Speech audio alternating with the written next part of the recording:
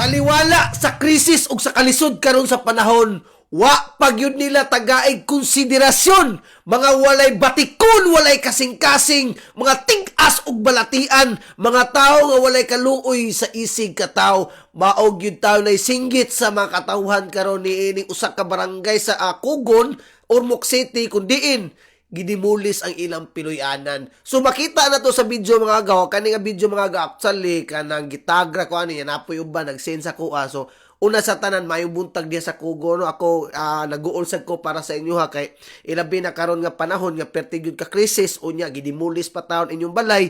So, wasa ko magdahong, ang ako ring video na abot diya sa Ormoc, so mayong buntag. So, ang akong maistoryaan kani, lakas loob jud silang nagguba sa inyong Pinoyana, naa jud siguro ni gitawag og court order.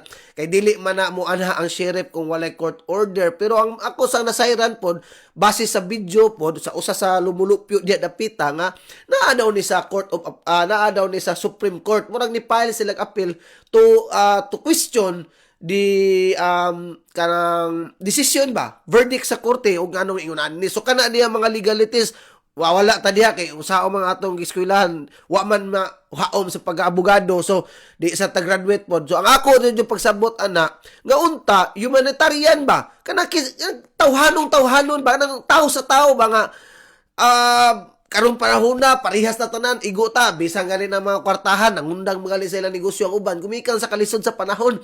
Pero wa ko kay bawha og unsay basihan ni kay para nako dili gyud ni tawhanong buhat makaturunganon ni sa balaod para nila kay siguro na sila ikapakita nga dokumento. Pero kung imong tan-awon ba ning mga pobreng tao, ning mga pobreng ordinaryo, asam na lang sila paingon ron nga wa ta kibaw nga kaning mga tawhana, kaning mga pamilya ang ilang uban ani nawad ang trabaho, nawad ang panginabuhi sa ilang panimalay tungod kay sa atong krisis karon.